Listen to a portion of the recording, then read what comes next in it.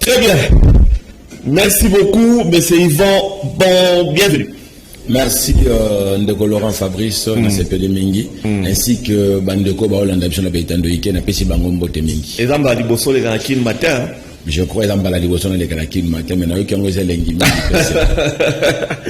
Merci beaucoup. Alors, Ozana Yoto Robeta Masolo, en réalité, il y a Vin Nabiso Kisasa, pourquoi pas il y a Mbora Nabiso Congo. Question Liboso Nangina Tuna, d'abord, je rappelle que ça, au cadre, il y a parti AVC, avec l'excellence Didier Boudimbu. Boni marche, il y a parti Nabino AVC. Non, mais parti Ezokende Malamu, en passant déjà dans notre pays, mes sincères félicitations, Moussala Malamu, un nouveau secrétaire général, à l'occurrence, il y a Maître Magloire Kassongo, ainsi que Parti Mobimba, il y a autre vision du Congo. Je crois que Sikoyo Moussala et Bandi, Tokoti Malamu, n'a profité peine à repérer ça sous moi, Koukouna, notre porte-parole, les Gakamalamu, Cédric Modiantou, séjourné là-bas, Congo, l'équivalent pas de la Kinshasa. Donc, parti Zamalamu, puis Maram Soki Malamu. Pour un jeune parti comme ça, ma difficulté à et puis ma facilité zanine. Non, maintenant, on a été AVC à jeune parti.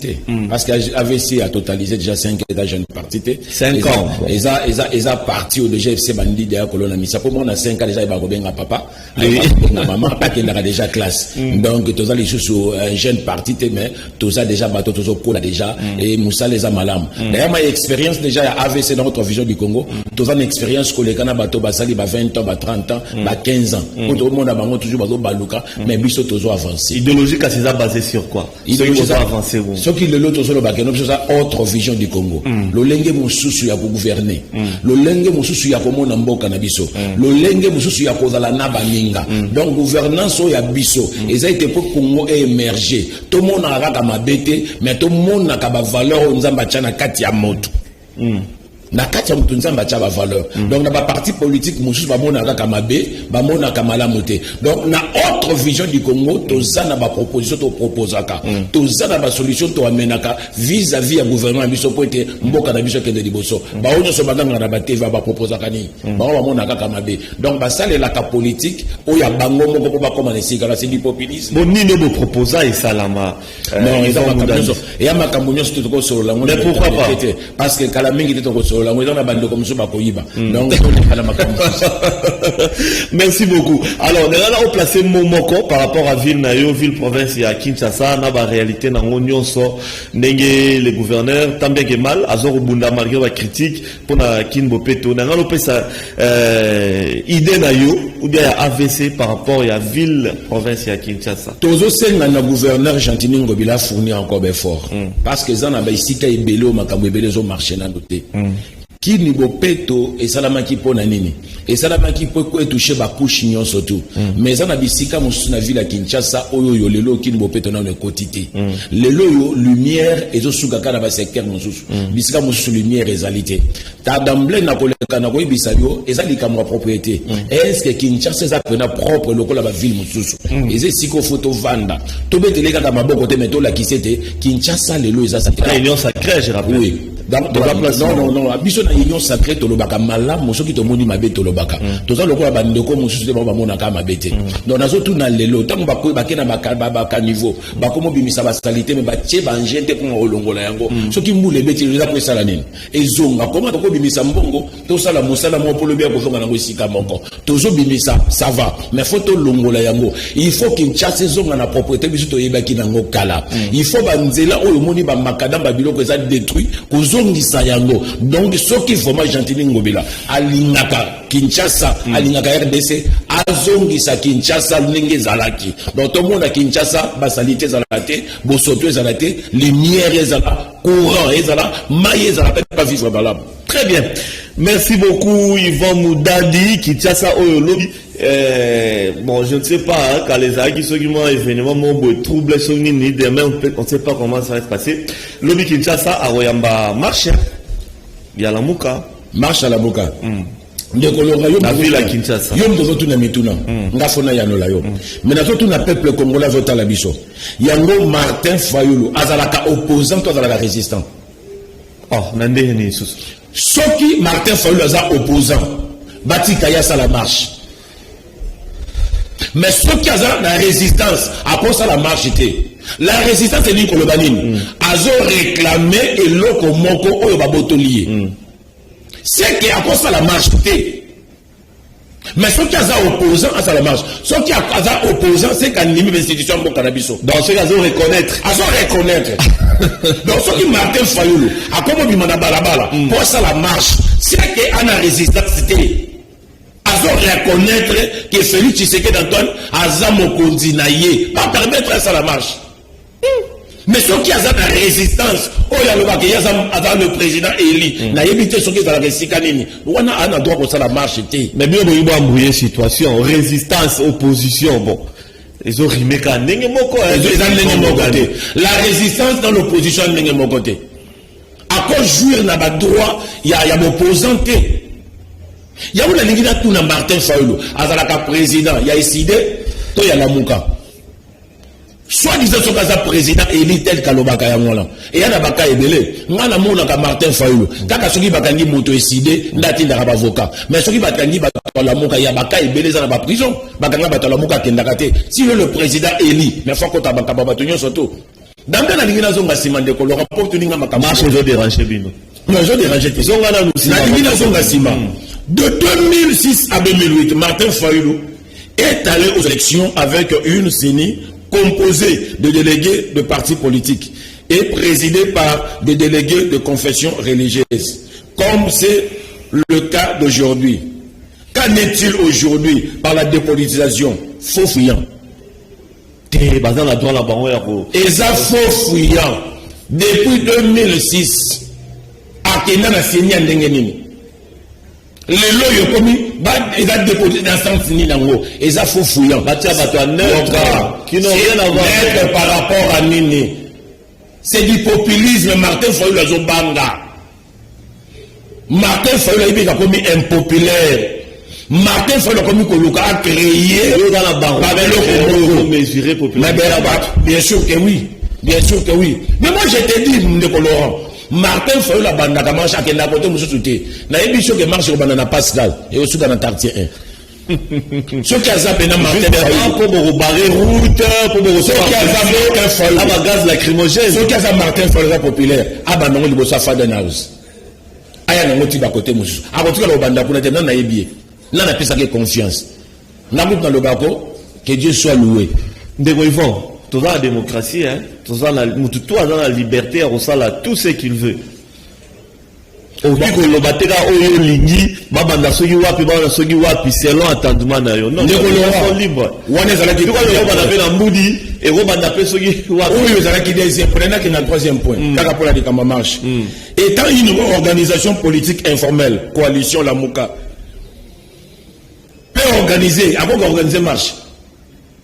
On va organiser ça déjà. Sur quelle base juridique va organiser marche? Non, bon, c'est tout. Mais va violer la structure. Bah, on a sous-bassement nini. Faut pas organiser marche. Bah, on autoriser peu bangote.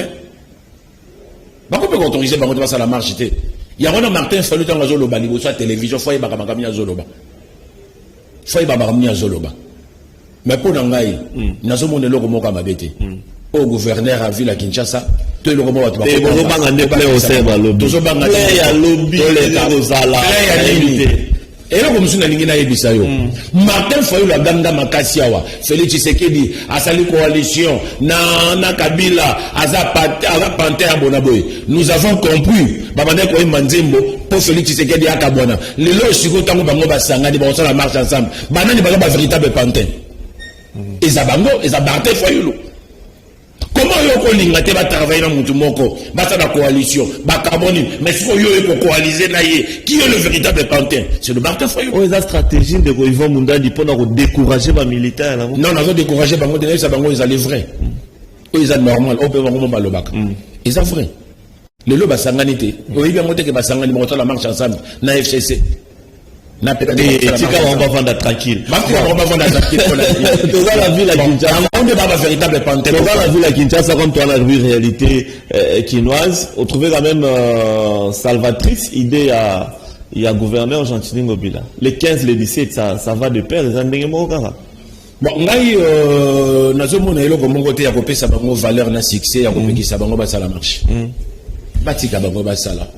C'est pour quelle finalité? Yango Martin Fayulu na bande ko décidé dans combien de députés? Pas de glissement. Combien de députés? Mais pourquoi pas proposer à loi na kati ya hémicycle place va voter bango? Et relocataire? Pour la nini? Pour autant voter? Non, pas changote pour la nini ngote. Donc là, on va être parlement mboka et comment politiser. On est dans l'accusation grave, gratuite. La loi n'y a surtout où tu peux les la loi à bateau. Donc c'est que bazar la proposition de Laurent Fabrice. Bazar la proposition T. Bango bazar formé pour nako boya n'y surtout en bloc.